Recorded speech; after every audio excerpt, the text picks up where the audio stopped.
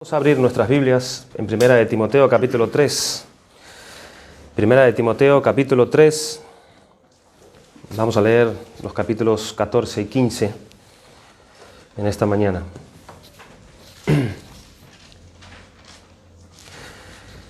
Dice así la palabra del Señor.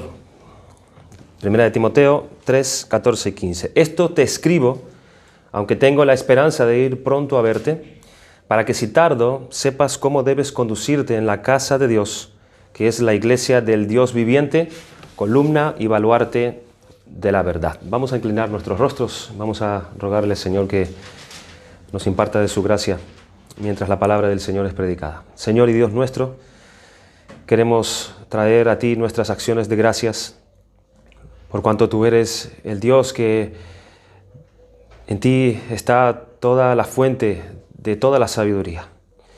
En ti reside, Señor, todo el saber, toda la ciencia, todo el conocimiento de todas las cosas, así como también tú eres el único que te conoces a ti mismo tal cual tú eres. Esto habla de tu grandeza, habla de tu infinitud, habla de tu plenitud, en las cuales nosotros como criaturas finitas, con nuestras mentes débiles, como hemos cantado, esta ciencia, Señor, nos es oscura, no es débil. Por eso a ti queremos acercarnos, que por medio de la obra de tu Espíritu, que es el encargado de iluminar, de guiar, de impartir la sabiduría de lo alto, tú quieras, oh Señor, abrir nuestro entendimiento, para que no solamente conozcamos tu voluntad mediante tu palabra, sino que podamos conocer tu ser, que podamos conocer tu corazón, que podamos conocer cómo tú obras, cómo lo has hecho, cómo lo sigues haciendo, y cómo lo terminarás haciendo. Haz tu obra, Señor, en medio de nosotros en esta mañana y decláranos, Señor, por tu palabra, tu verdad. Te lo suplicamos por los méritos de Cristo Jesús. Amén. Amén. Habíamos comentado este versículo, repasando un poco lo que hemos estado mirando acerca de esta doctrina de la providencia de Dios, que es la que estamos considerando en nuestra confesión de fe, en el capítulo 5, meditaba en este versículo de 1 de Timoteo 3, 14 y 15, donde declara que la iglesia del Dios viviente es la columna y es el baluarte de la verdad de Dios. Dios se encargó, ha sido la voluntad de Dios, a Él le ha placido crear una institución como la iglesia y sobre esta depositar su palabra, depositar su verdad, depositar los misterios de Dios. Y esa columna que habla acerca de un pilar, acerca de pilares que sostienen algo que es realmente pesado, algo que es realmente de peso. Y cuando habla de baluarte, está hablando del fundamento, está hablando de lo que es la base. La iglesia es la columna que sostiene y es el baluarte, es el cimiento, es el fundamento donde a Dios le agradó sostener su palabra en esta tierra. Nosotros tenemos que ser conscientes también, en base a esta meditación acerca de lo que a Dios ha querido encargar a la iglesia en cuanto a su verdad. Nosotros tenemos que ser conscientes de que cada cristiano, cada hijo de Dios que pertenece al cuerpo de Cristo, es un teólogo. Está llamado a ser un teólogo. Siempre nosotros estamos aprendiendo sobre temas relativos al Señor. La iglesia, los hijos de Dios están siempre conociendo, o deberían estar siempre conociendo más acerca de Dios, acerca de su Creador, acerca de su Salvador, acerca de su obra general en la creación, así como su obra también general en la salvación. Pero es cierto que no todos nosotros somos teólogos en un sentido profesional o en un sentido académico. Pero sí somos teólogos, estamos llamados a ser teólogos. Y esto puede ser algo para bien, como puede ser algo para mal. ¿Y cómo es esto? No se trata de ningún asunto menor, hermanos, ser un teólogo para mal. La segunda carta de Pedro nos advierte que las herejías destruyen al pueblo de Dios y son blasfemias cometidas contra Dios. Son destructivas, ¿por qué? Porque la teología alcanza toda y cada una de las dimensiones de nuestra vida. La Biblia declara, como el hombre piensa en su corazón, así será el hombre. Como el hombre piensa en su corazón, así será el hombre. Proverbios capítulo 23, versículo 7. Esta declaración que hace Salomón allí en este proverbio puede resultar un poco extraña.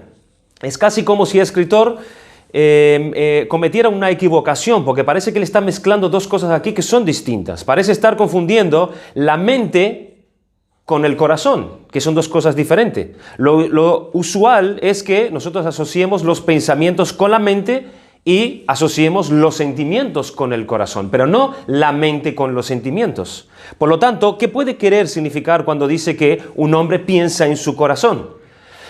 La frase pensar en el corazón se refiere a una reflexión meditada, a una reflexión que es meditada. Muchas ideas son consideradas fugazmente por nuestras mentes, pero sin penetrar nunca en nuestros corazones. Pero aquellas ideas que nos atrapan en nuestro fuero más infinito, más íntimo, dentro de nuestro ser, serán las ideas que tendrán o darán una forma de vida en nuestras conductas o en nuestra manera de vivir. Nosotros somos lo que pensamos. Así como el hombre piensa, así es él. Cuando nuestros pensamientos son corruptos, nuestras vidas también lo serán. Todos sabemos que hay personas que pueden recitar los credos sin cometer ninguna equivocación y pasar los cursos de teología con las más altas calificaciones. Y al mismo tiempo estar viviendo sin Dios. Una teología sólida y cierta no es condición suficiente para vivir una vida piadosa. Pero, al mismo tiempo, una teología sólida y cierta es de todos modos un requisito para la vida de piedad. ¿Cómo podemos practicar la verdad sin antes entonces comprender esa verdad? O sea que seamos teólogos, que seamos conocedores de la palabra de Dios, que seamos conocedores de Dios, nos hace comprender esa verdad y por medio de comprender esa verdad podemos vivir esa verdad. No podemos vivir una verdad si no la comprendemos. Ningún cristiano puede eludir entonces, hermanos, la teología. Ningún cristiano puede eludir el que está llamado a ser un teólogo. Todos los cristianos tienen una teología. La cuestión entonces no se trata sobre si nosotros deseamos tener o no una teología. ¿Por qué? Porque esto es algo que se tiene que dar por hecho. El fondo de la cuestión es, ¿contamos con una teología sólida y cierta? Es una pregunta que deberíamos contestarnos a nosotros mismos. ¿Nosotros contamos con una teología sólida y cierta? ¿Abrazamos una doctrina verdadera o acaso abrazamos una doctrina que es falsa? Hermanos, nosotros estamos estudiando la Confesión de Fe de Londres de 1689. El estudio de esta confesión trata sobre las doctrinas fundamentales del cristianismo. Estamos hablando de cosas realmente pesadas. Tenemos que ser una columna fuerte para sostener verdades tan pesadas como esta. Trata sobre las doctrinas fundamentales que nosotros encontramos en la misma palabra de Dios. El propósito de este libro es darnos los conceptos claves que conforman el mensaje de la Biblia. El mensaje que Cristo quiso dejar en manos de la iglesia para que sea llevado a proclamación en todo el mundo. Es de gran beneficio espiritual y práctico para la iglesia traer estas grandes columnas y serio firmamento delante de nosotros, como hemos leído en 1 Timoteo 3. Jesús dijo que el que no reciba el reino de Dios como un niño, no entrará en él. No entrará en él. Marcos 10, capítulo 10, versículo 15. En algunos círculos cristianos, el llamado bíblico a tener una fe como la de un niño ha sido elevado a un ideal espiritual que distorsiona radicalmente lo que realmente significa la fe. Cuando el Nuevo Testamento describe el adoptar cierta fe con la de un niño, está hablando de una virtud. Está hablando de una virtud. Pero ¿de qué se trata esta fe como la de un niño? Esa palabra como, haciendo una comparación, el que no reciba el reino de Dios como, esa palabra como sugiere algún tipo de analogía. Y la analogía que nosotros vemos en este versículo está claramente y es obvia. Del mismo modo que los hijos confían en sus padres y creen lo que sus padres les dicen, así también nosotros debemos confiar en Dios. Esto es lo que se aplica, es lo que enseña este versículo Jesucristo, que tenemos que ser como niños para poder entrar en el reino de los cielos. Tener una confianza como un niño tiene la confianza en su propio padre. La vida de un niño depende de la confianza que éste deposite en el cuidado de su padre para con él. Cuando un bebé que recién nace, él comienza a caminar, él se acerca con curiosidad a las llamas de un fuego quizás, y sus padres le dirán absolutamente y rotundamente no. En ese momento no hay tiempo de explicarle a ese niño la lógica y la ley del fuego como quema. Incluso si lo hace, no lo va a entender. No lo hace. Sin embargo, en la medida que los hijos comienzan a crecer, su capacidad para confiar en el liderazgo de sus padres comienza a desvanecerse. Comienza a desvanecerse. Poco tiempo después comenzarán a cuestionar cosas como ¿y por qué? ¿Y por qué debe ser así? ¿Y por qué lo tengo que hacer así? Empieza el cuestionamiento. Y tarde o temprano estarán en un franco desafío ante sus padres.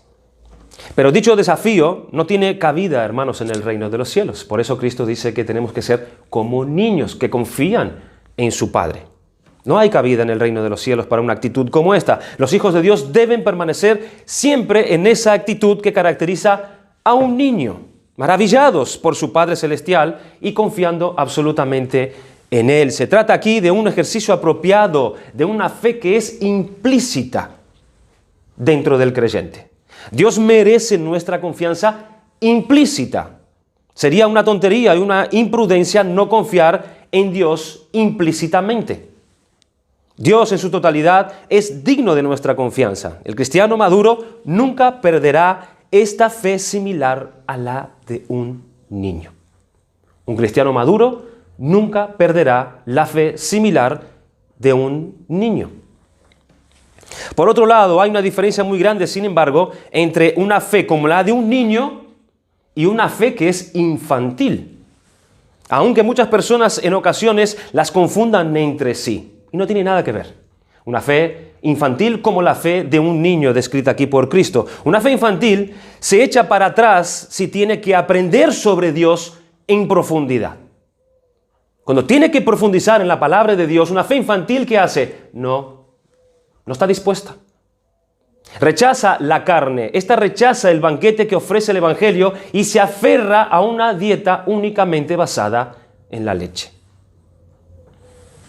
Por dicho motivo, este cristiano infantil recibe una amonestación, porque debiendo ser ya maestro después de tanto tiempo, tenéis necesidad de que se os vuelva a enseñar cuáles son los primeros rudimentos de la palabra de Dios. Y habéis llegado a ser tales que tenéis necesidad de leche y no de alimento sólido. Y todo aquel que participa de la leche es inexperto en la palabra de justicia. ¿Por qué? Porque es niño, es infantil. Acá está hablando de ser infantil, pero el alimento sólido es para los que han alcanzado madurez, para los que por el uso tienen los sentidos ejercitados y el discernimiento del bien y del mal.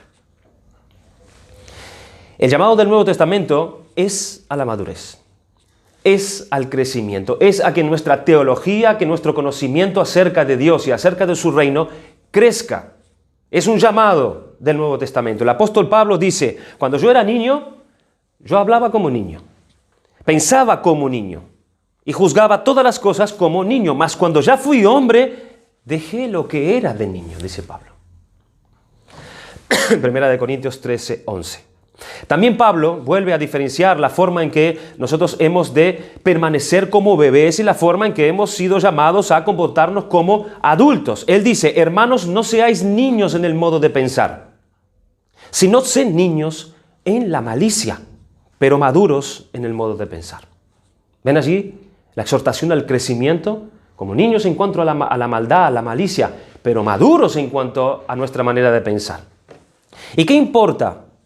¿Qué importancia tiene en que seamos maduros en nuestra manera de pensar? Hermanos, recuerden lo que hemos leído de Proverbios 23:7. Como el hombre piense dentro de sí, así será el hombre.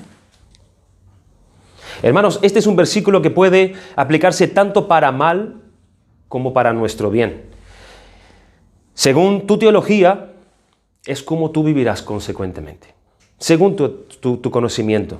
Según lo que conozcas acerca de Dios y su obra, así te enfrentarás a todas las situaciones y circunstancias de tu vida. Es según cómo conozcas a Dios. Es según cómo tú tienes empleado esa fe como de un niño que confía plenamente en su padre. Hermanos, ¿cuánto de esta doctrina que estamos estudiando, la doctrina de la providencia de Dios? ¿Por qué yo he dado esta introducción?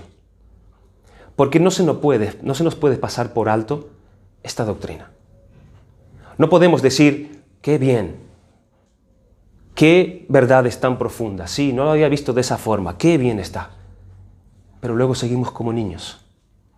Y una doctrina pesada como esta, siendo tú una columna llamado a sostenerla y a vivir por ella, sigas tomando leche. No podemos pasar por alto cosas como estas en las que nosotros estamos aprendiendo. Es de suma importancia. Según tu teología, es como vivirás consecuentemente.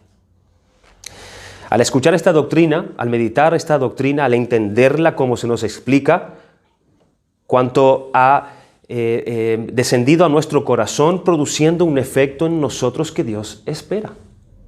Tiene que ser así. Esta es una gran pregunta y es una pregunta muy importante. ¿Qué beneficio estás teniendo tú de una doctrina como esta? ¿Está siendo esta doctrina un alimento sólido para ti? ¿Lo está haciendo? Si solo la estamos entendiendo por nuestra mente, pero seguimos quejándonos de todo, por ejemplo. Si esta doctrina no nos lleva a confiar en Dios, sabiendo que Dios es el gobernador y es el que provee, es aquel que controla incluso el mal, como hemos visto, pero aún así nos seguimos quejando, aún así seguimos teniendo desconfianza en Dios, ¿qué efecto está causando en nosotros? Estamos perdiendo el reino de Dios. Estamos perdiendo el reino de Dios. ¿Será que estamos escuchando en vano entonces, hermanos? ¿O preferimos más bien que nos traigan un vasito de leche cada mañana? No podemos esperar, superar y salir adelante en nuestras luchas, en nuestras batallas espirituales, ni esperar que nuestras oraciones aún sean respondidas si nuestro corazón no ha puesto toda su fe en Dios, en Cristo. No podemos esperar. Y al mismo tiempo, nosotros no podremos poner nuestra fe en Cristo si no le estamos conociendo a Él. El llamado es a poner nuestra fe, pero si no lo estamos conociendo, su carácter, sus obras, su persona. Escuchen lo que dice Sproul acerca de este tema. Presta atención. En la fe cristiana hay una primacía en la mente, también hay una primacía en el corazón en la fe cristiana. Sin duda que estas dos afirmaciones paradójicas parecen ser contradictorias, porque la palabra primacía significa algo que está en primer lugar, pero le dice que las dos son primacía, la de la mente y la del corazón. ¿Cómo es posible que existan dos primacías? Debe existir una que prime sobre la otra. Es obvio que no podemos tener dos primacías distintas al mismo tiempo y en la misma relación. Lo que ocurre es que cuando hablo de dos primacías distintas, quiero decir que son con respecto a dos temas distintos. Con respecto a la primacía en cuanto a la importancia, dice él, con respecto a la primacía en cuanto a la importancia, el corazón viene primero. El corazón viene primero. Si tengo la doctrina correcta en mi corazón, en mi pensamiento, pero no tengo el amor a Cristo en mi corazón, me he perdido el reino de Dios, dice él. Es extremadamente más importante que mi corazón esté bien delante de Dios que mi teología sea impecablemente correcta. Sin embargo, para que mi corazón esté bien, existe una primacía del intelecto en términos de orden. No puede haber nada en mi corazón que no haya estado primero en mi pensamiento. ¿Cómo es posible amar a un Dios o a un Jesús del cual no comprendo nada? Cuanto más llegue a comprender el carácter de Dios, más será mi capacidad para amarlo a Él. Dios se revela a sí mismo en un libro. Ese libro ha sido escrito en palabras, transmite conceptos que deben ser comprendidos por nuestra mente. Seguramente que algunas cosas permanecerán como misterios todavía, pero el propósito de la revelación de Dios es que la comprendamos con nuestras mentes para que pueda penetrar en nuestros corazones. Despreciar el estudio de la teología es despreciar aprender sobre la palabra de Dios y sobre Dios mismo. ¿Han visto qué importante? Si estamos aquí simplemente escuchando acerca de estas cosas, hermanos, y eso no tiene un impacto en nuestro corazón y en nuestra conducta, en nuestra confianza, en nuestras relaciones, no sirve para nada. Estamos escuchando en vano. Estamos escuchando en vano. Nosotros vimos en el primer párrafo de este capítulo 5 de nuestra confesión de fe un resumen a vista general de la doctrina de la providencia de Dios. A Dios hemos visto como el autor de la providencia, a su infinito poder y sabiduría como la base de la providencia, a cómo Dios sostiene, dirige y dispone y gobierna todas las cosas como la esencia de la misma providencia. Todas las criaturas y cosas que existen, todo lo creado, como el objeto de la providencia de Dios. Hemos visto también a su santidad y sabiduría como la naturaleza de esa providencia. La presencia de Dios y su voluntad soberana como las causas determinantes de la providencia de Dios. Y a cómo la alabanza y la gloria de su sabiduría, de su poder, de su justicia, de su bondad, de su misericordia, como la meta final de su providencia. En el párrafo 2 se afirma el uso de los medios. Todas las cosas suceden inmutable e infaliblemente, de modo que nada ocurre a nadie por azar o sin su providencia. Hemos visto eso en el capítulo 2. Dios usa medios, pero Dios no está sujeto a esos medios.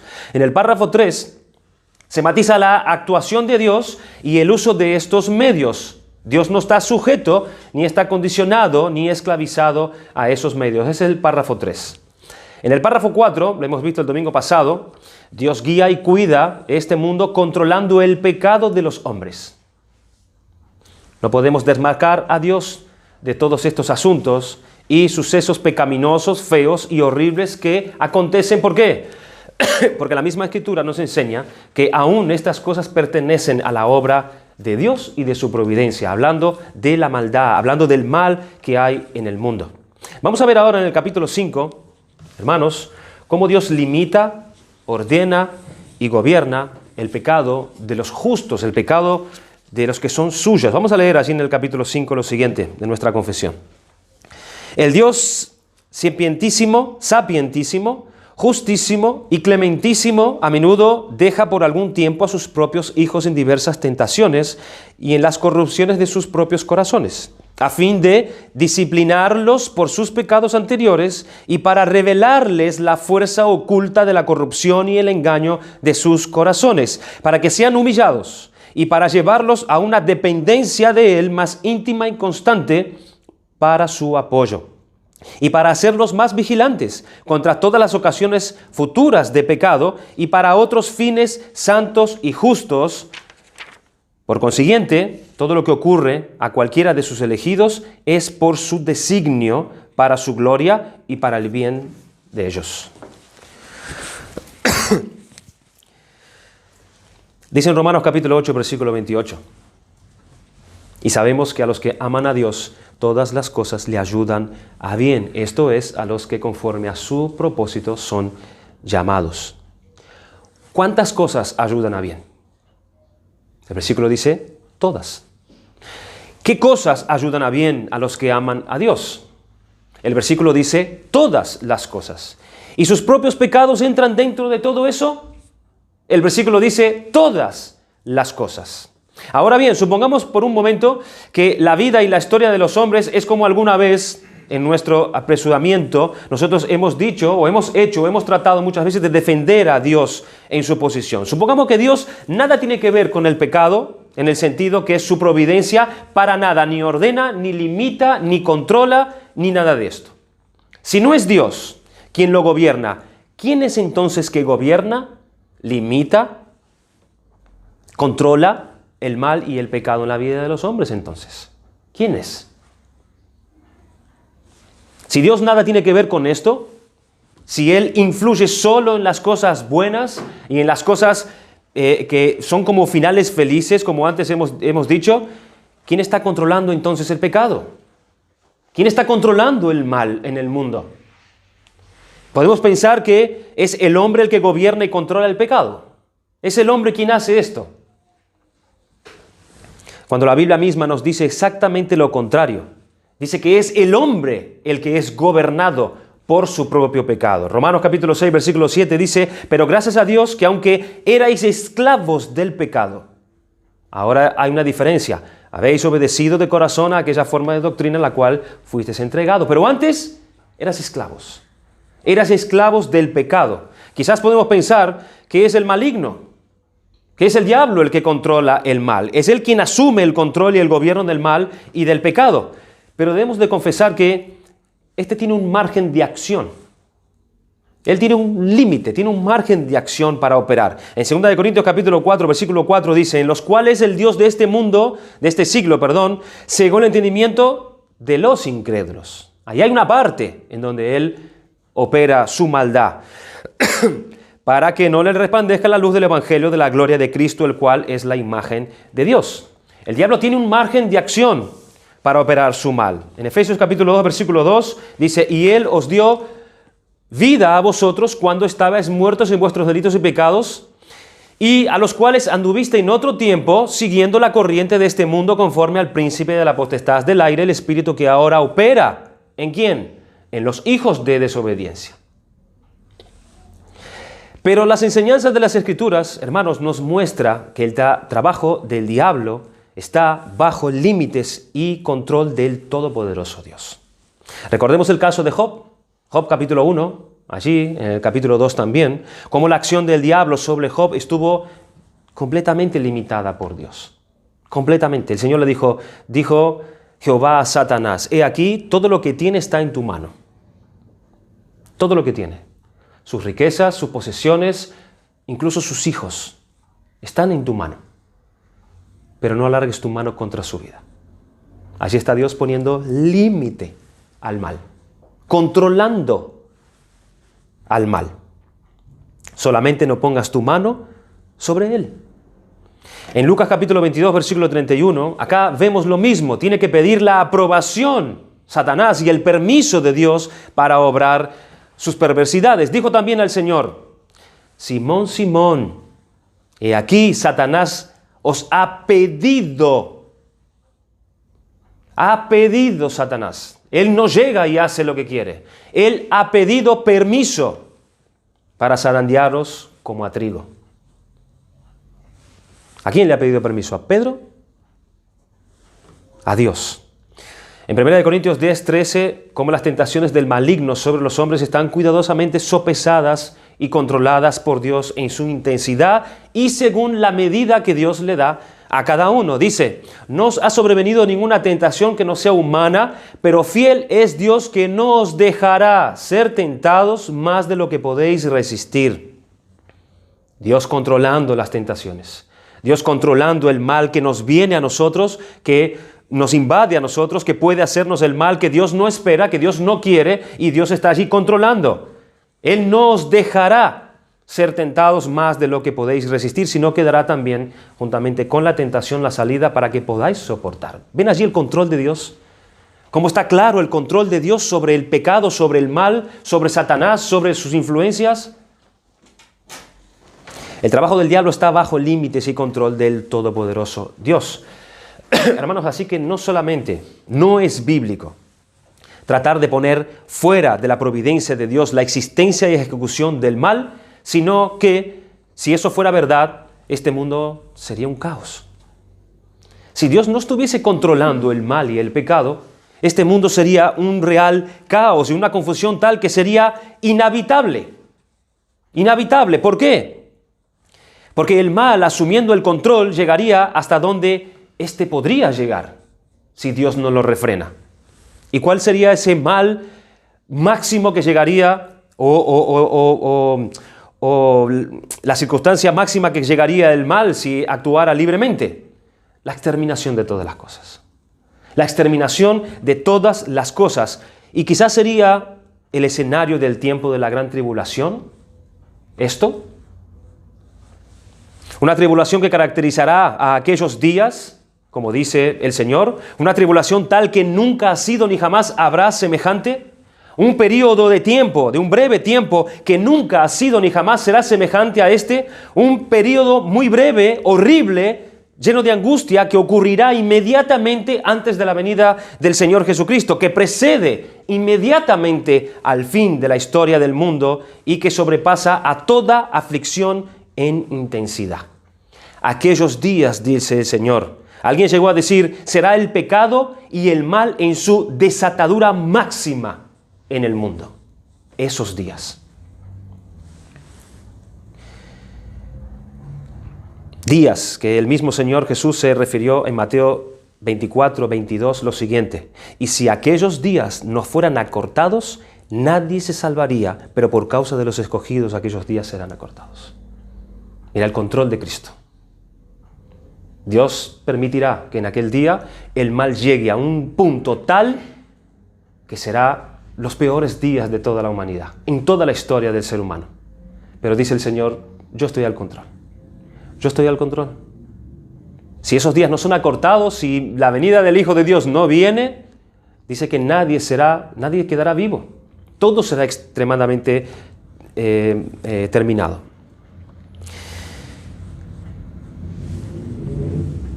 Si aquellos días no fueran cortados, pero serán cortados, porque es Dios quien los corta. Porque es Dios quien tiene el absoluto control del mal en este mundo. Aunque en esos días el mal se vea en su máxima expresión, sigue siendo Dios el que está gobernando, limitando y guiando todo el mal conforme a su providencia para el cumplimiento de sus propósitos. En este caso, el fin del mundo. El fin del mundo. Pero en este capítulo 5, la pregunta que tendría que tener una respuesta aquí sería, si Dios tiene ese control sobre el mal, ¿cómo es que su pueblo no es preservado de caer en ese mal? ¿Cómo es que su pueblo no es preservado de caer en ese mal si Dios tiene ese control? ¿Por qué Dios permite eso?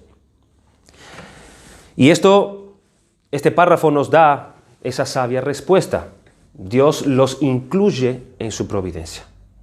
Dios incluye nuestros pecados, los pecados de los justos, los pecados de los suyos, en su providencia. ¿Por qué? Porque de Él Dios trae beneficios para su pueblo y aún los pecados de sus hijos son cosas, no son cosas negativas totalmente, sino que todas las cosas ayudan a bien, como dice en Romanos 8, 28. A los que aman a Dios, a los que son llamados por Dios, pues incluso los pecados de que estos cometen, Dios los utiliza en su providencia para el bien de ellos.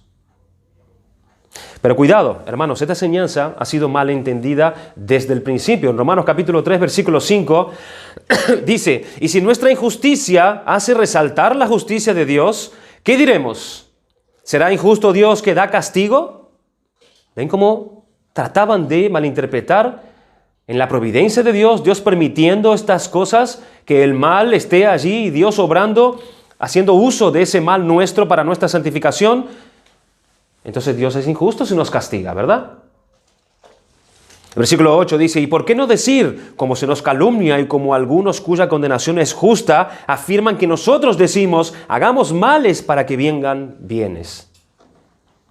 O el versículo conocido del capítulo 6, versículo 1 y 2, ¿qué pues diremos? ¿Perseveraremos en el pecado para que la gracia abunde? En ninguna manera, dice Pablo, porque los que hemos muerto al pecado, ¿cómo viviremos aún en él? Las enseñanzas de Pablo eran tomadas de forma equivocada por algunos que estaban en ese tiempo con la intención de acusarle a él y de meterse con sus enseñanzas para desprestigiarlo. Pero el que lucha contra su pecado podría estar debatiéndose algo así en su mente. ¿Qué bien podrá surgir de mi pecado remanente? ¿Qué bien podrá surgir de mi pecado remanente? ¿Qué bien podrá surgir de tantas tentaciones a las que yo estoy expuesto muchas veces y en las cuales muchas de ellas yo caigo? ¿Cómo es que Dios incluye todo este mal en mi vida?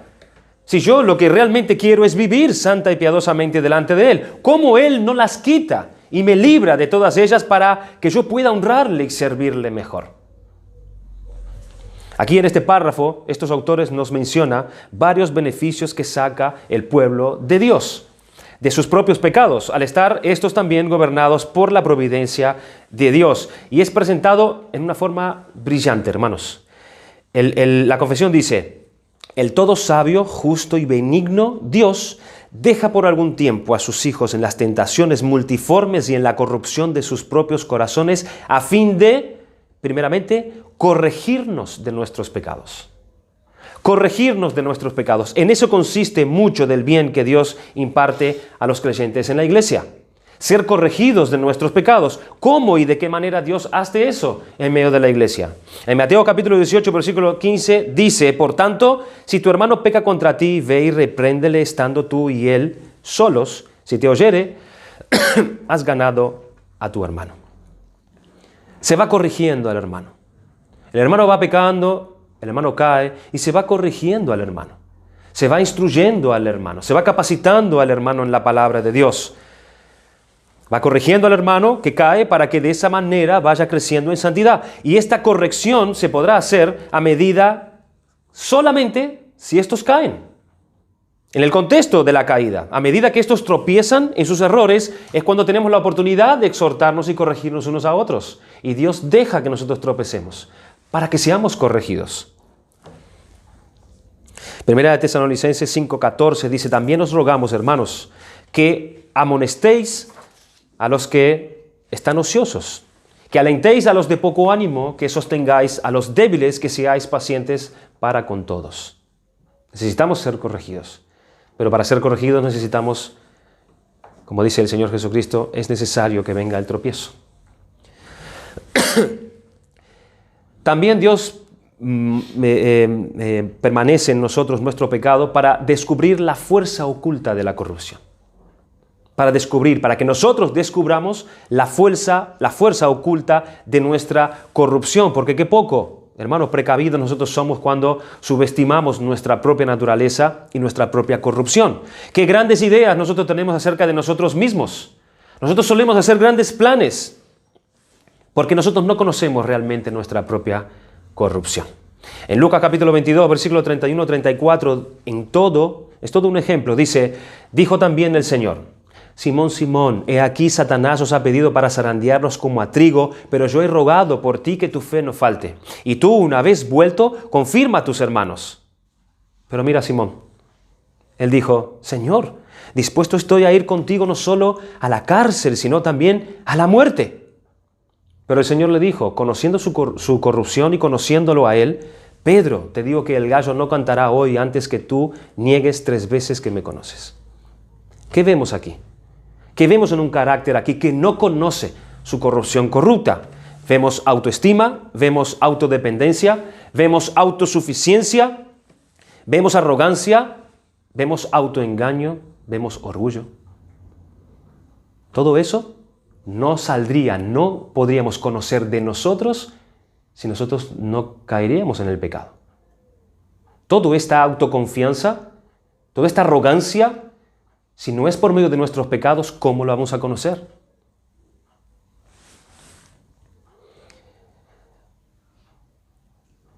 Todo esto Pedro debía conocerlo de sí mismo y su caída era necesaria para que él conozca eso, la fuerza oculta de la corrupción de él. Esta lección tenía que aprenderla cayendo en esa terrible tentación. En Lucas 22:61 dice, entonces, vuelto el Señor, miró a Pedro y Pedro se acordó de la palabra del Señor que le había dicho, antes que el gallo cante me negarás 3 veces, y Pedro saliendo fuera dice que lloró amargamente. Lloró amargamente. El tropiezo nos deja ver cuán fácil el amor por Cristo es sepultado. Repito, el tropiezo nos deja ver cuán fácil el amor por Cristo es sepultado. Cuán fácilmente nosotros rompemos nuestros votos, ¿verdad? Solemos hacer muchas promesas al Señor, solemos decir, Señor, la próxima vez,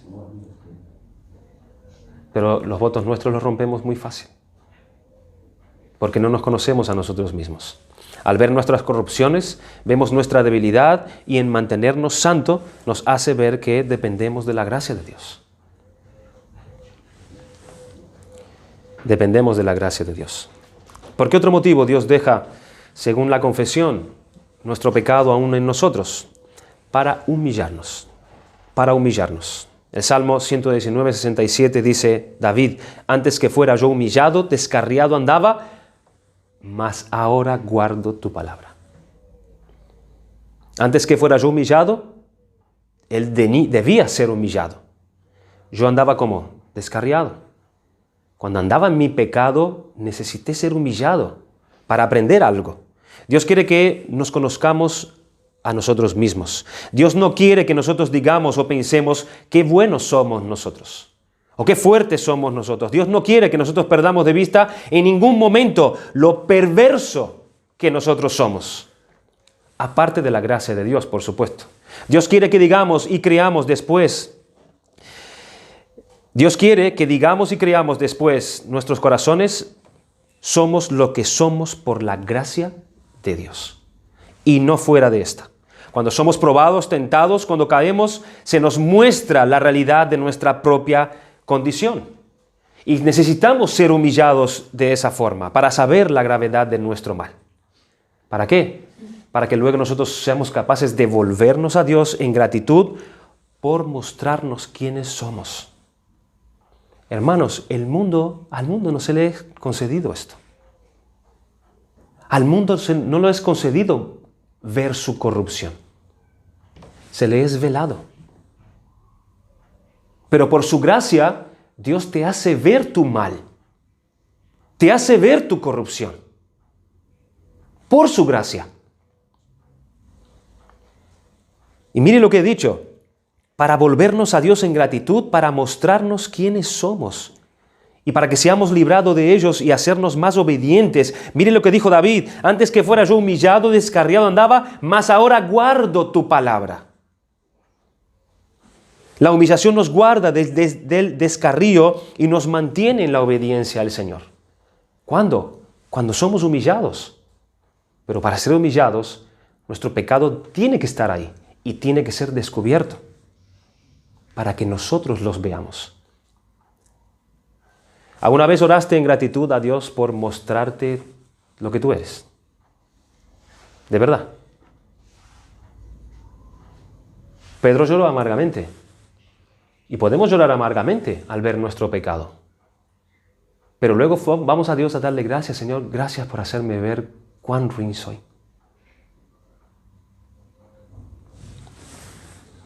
Que por medio de caer en ese pecado tan horrible que tú conoces, he podido ver mi miseria, en la cual Dios me ha mostrado. ¿Para qué más Dios deja por algún tiempo a sus hijos en las tentaciones multiformes y en la corrupción de sus propios corazones?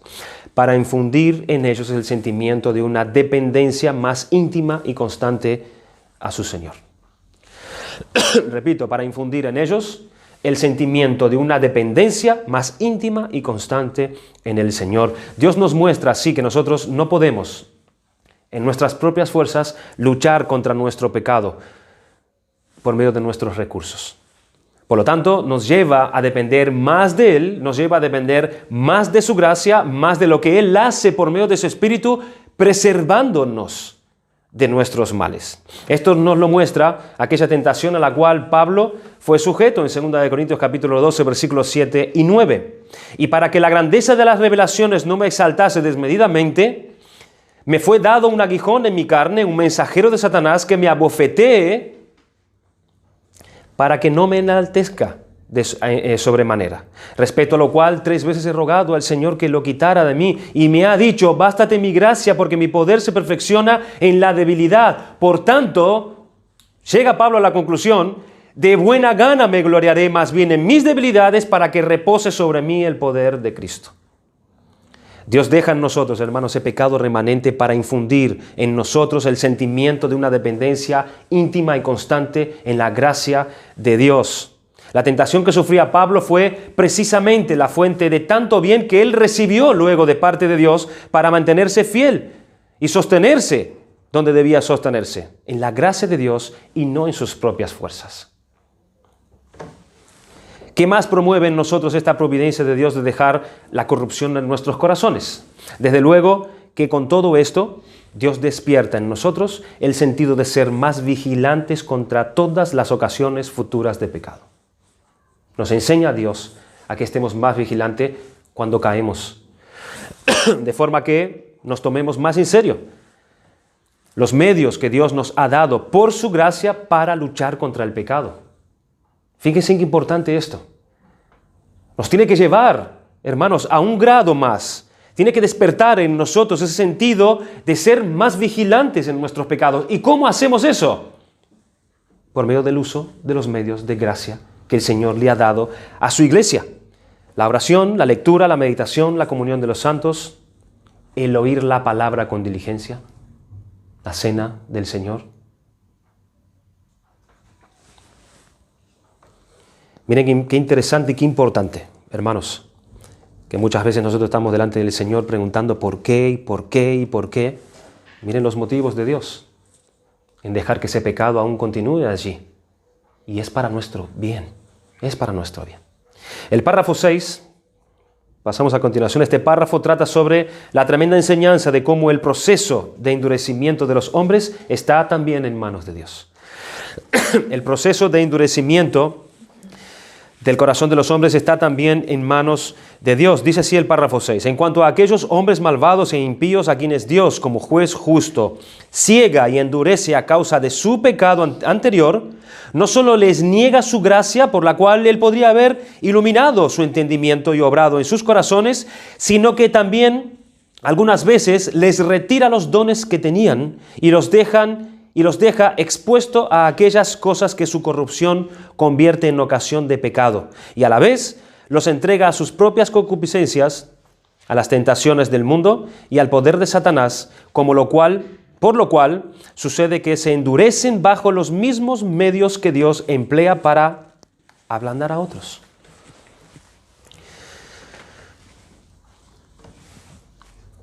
En consonancia con lo que nosotros hemos dicho anterior en cuanto al gobierno de Dios sobre el pecado en el hombre, se llega a afirmar lo que contiene este párrafo. Esto es digno de considerar.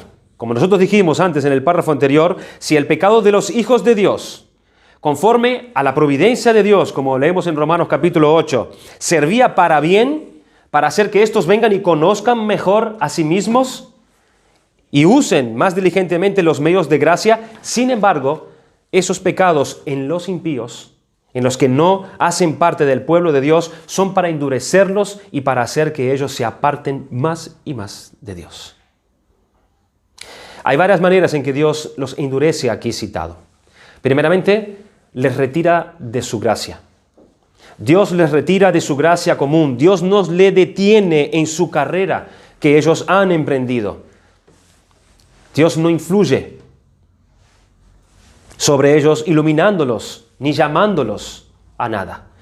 En Juan capítulo 12, versículo 39 al 40 dice: estas cosas habló Jesús y se fue y se ocultó de ellos. Pero a pesar de que había hecho tantas señales delante de ellos, no creían en él. Para que se cumpliese la palabra del profeta Isaías que dijo: Señor, ¿quién ha creído a nuestro anuncio? ¿Y a quién se ha revelado el brazo del Señor? Por esto no podían creer, porque también dijo Isaías: cegó los ojos de ellos y endureció su corazón, para que no vean con los ojos y entiendan con el corazón y se convierta y yo los sane. En Romanos capítulo 1, versículo 24, 26 y 28 dice: por lo cual también Dios los entregó a la inmundicia en las concupiscencias de sus corazones, de modo que deshonraron entre sí sus propios cuerpos, ya que cambiaron la verdad de Dios por la mentira, honrando y dando culto a las criaturas antes que al Creador, el cual es bendito por los siglos. Amén. Por esto Dios los entregó a pasiones vergonzosas, pues aún sus mujeres cambiaron el uso natural por el que es contra naturaleza, y de igual modo también los hombres, dejando el uso natural de la mujer, se encendieron en sus lascivias unos con otros, cometiendo hechos vergonzosos, hombres con hombres, y recibiendo en sí mismos la retribución debida a su extravío. Y como ellos no aprobaron tener en cuenta a Dios, Dios los entregó a una mente reprobada para hacer cosas que no conviene. ¿Ven el gobierno del Señor allí? Es Dios quien los entrega a esa vida. Es Dios quien los deja, retirando de ellos su gracia.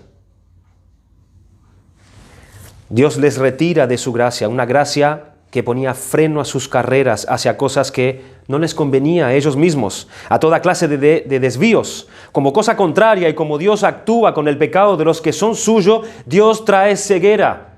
Dios trae ceguera para no ver sus corrupciones ni las consecuencias que trae su mal. ¿Ven la diferencia de cuán bienaventurados somos nosotros cuando Dios sí abre nuestros ojos para que veamos nuestras concupiscencias, nuestros pecados? Y sin embargo, qué terrible es cuando Dios endurece el corazón y los ciega para que ellos no vean su corrupción. Cierra su entendimiento, trae endurecimiento en su corazón y los entrega a pasiones vergonzosas para hacer cosas que no conviene. ¿Por qué? Por cuanto ellos no aprobaron tener en cuenta a Dios. Dios les retira su gracia.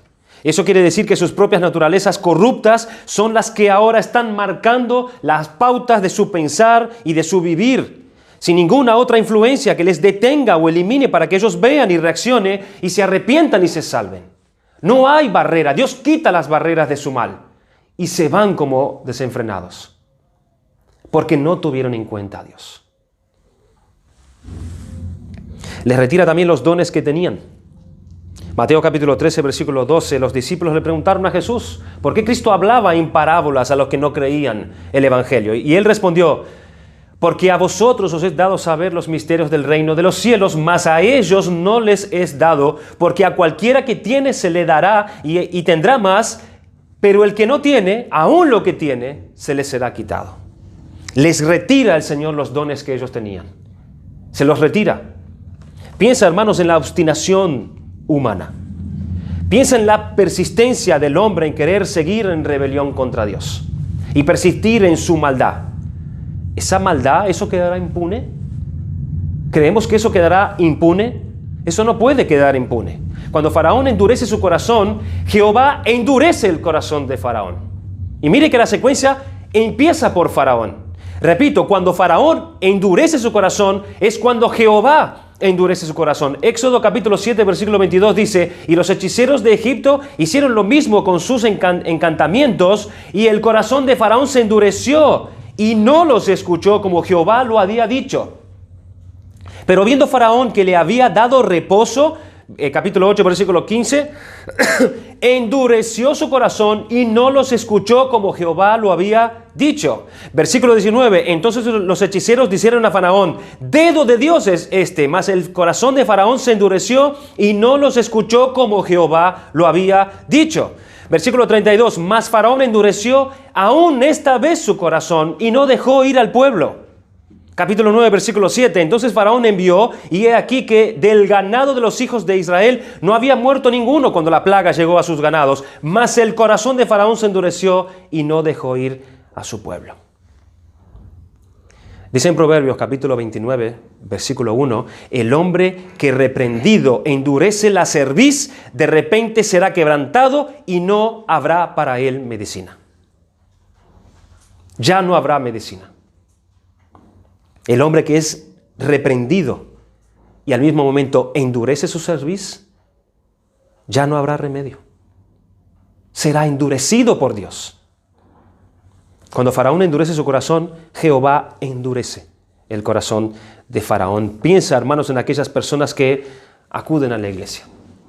Piensa en aquellas personas que oyen el mensaje del Evangelio, personas que vienen y escuchan y que les parece una dura cosa oír eso que están escuchando, que no reciben la exhortación, que no reciben la corrección y lo rechazan absolutamente todo y se endurecen en sus corazones y se marchan de la iglesia.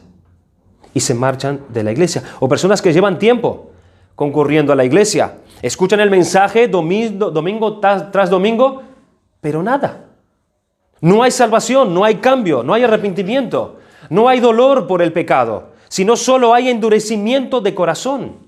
Una insensibilidad en cuanto a Dios. Les pasa como los fariseos de la época de Cristo, que en forma similar dice que ellos oyendo no oyen. Esto es, como palabras de Cristo, aunque el sonido de mi voz penetra en sus tímpanos, ellos alcanzan a captar tanto de lo que quiero decir, pero para convertirse en mis enemigos.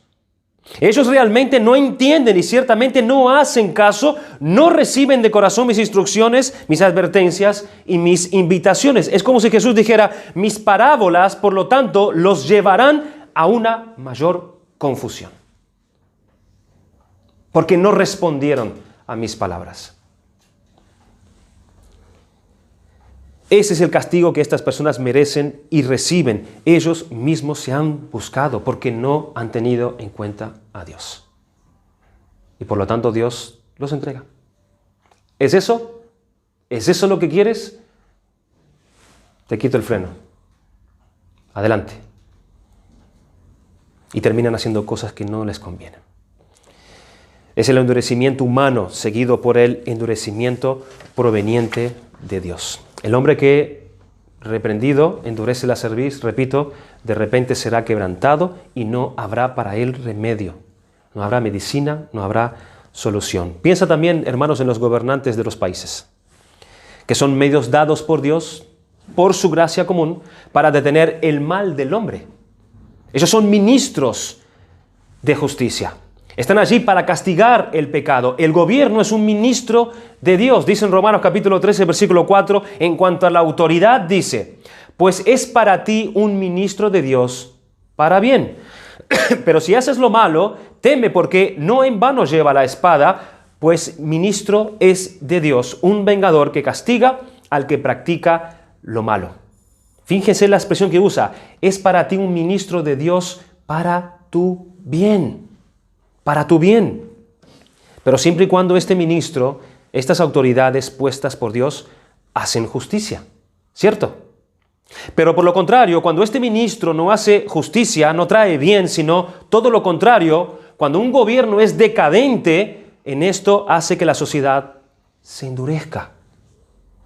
Se endurezca. Proverbios 29:2 dice, cuando los justos dominan, el pueblo se alegra, mas cuando domina el impío, el pueblo gime. Gobiernos corruptos, gobiernos que no están actuando en la justicia en la cual Dios puso en sus manos, eso trae endurecimiento al pueblo. Trae endurecimiento al pueblo. Y cuando se les es retirado, hermanos, también a los padres el don de criar a sus hijos en temor y dignidad. Cuánta corrupción, cuánto mal viene a las familias. Cuando se les es retirado el sentido de amar a sus hijos como es debido. ¿Qué pasa? ¿Cómo crecen esos hijos? Crecen desenfrenados en su maldad. Y luego esos hijos vienen a ser parte, hermanos, de una sociedad. ¿Y qué sociedad termina siendo esa? Padres que no oyen el consejo de Dios, endurecen sus corazones, luego Dios los endurece y no habrá más para ellos remedio. Y luego esa decadencia trae los divorcios y hace que los hombres queden sin uno de los elementos de la gracia común de Dios que tanto bien trae al hombre, que es el matrimonio. El matrimonio. Ahora miremos bien lo que apunta al final del párrafo 7, que para llevar a cabo toda esta obra de endurecimiento, ya vamos terminando, hermanos. Dios no emplea otras herramientas diferentes. Cuando Dios endurece el corazón de los que son endurecidos por causa de su obstinación en el pecado, Dios no usa herramientas diferentes con las mismas que usa con aquellos que, por mostrar su corrupción, estos son beneficiados. Miren cómo la palabra de Dios, que es para salvación y consuelo y fortaleza espiritual para el pueblo de Dios, para los impíos, Dios la utiliza para endurecer. Para endurecer. Llega a ser un tropiezo y un problema para que ellos vean en ella más y más dificultad para que puedan creerla.